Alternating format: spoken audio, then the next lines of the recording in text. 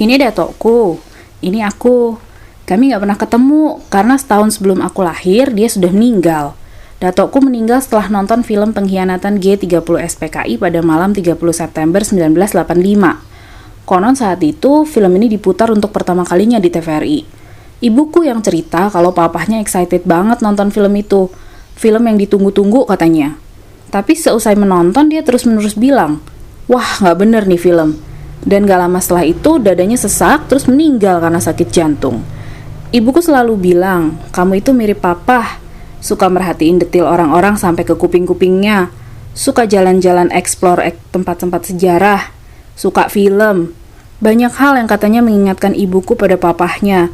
Satu warisan yang sering kali dikenang adalah buku Soeharto The Smiling General. Versi Indonesianya diterjemahkan oleh beliau. Kalau kata ibuku lagi, papahnya paling senang hidup di masa Soeharto. Satu-satunya orde yang tidak membawanya ke penjara.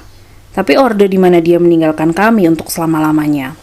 Aku sering googling namanya, tapi selain penerjemah buku, aku tidak menemukan jejaknya. Satu-satunya sumber ingatan keluargaku padanya cuma foto-foto yang diarsip baik olehnya, dan tentu memori ibuku tentang ayahnya. Sampai suatu saat aku dipertemukan dengan sosoknya yang lain di negara tetangga waktu kami sekeluarga lebaran di Malaysia. Lewat Pak Cikku, aku menemukan datokku dalam ingatan yang lain. Seseorang yang pernah menyelenggarakan Kongres Indonesia Merdeka di Tanah Melayu.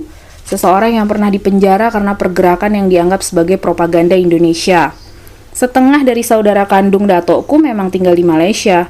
Setengahnya lagi memilih warganegaraan Indonesia. Kisah tentang ini lebih panjang lagi, karena melibatkan ayah datokku yang diusir sebagai kadi kerajaan Langkat, hingga mereka harus hijrah ke kota baru Malaysia. Persatuan Indonesia Merdeka atau PIM memang tidak pernah dicatat sejarah Indonesia.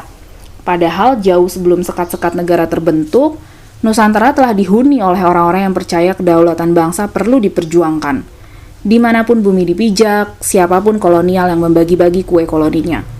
Persatuan Indonesia Merdeka harusnya bisa jadi catatan penting. Bagaimana diaspora telah menjadi latar terwujudnya negara. Yang ironisnya, sekarang negara juga yang memecah belah bangsa, mengotak-kotakannya dan menciptakan identitas semu dalam batas teritorial antar negara. Disederhanakan dalam konsep modal, kuasa, dan pertukaran. Dato, ini adalah kisah tentangmu. Seseorang yang tak pernah ku kenal. Seseorang yang katanya mirip denganku. Ya, setidaknya keresahan kita mungkin sama ya. Tapi mungkin juga enggak sih.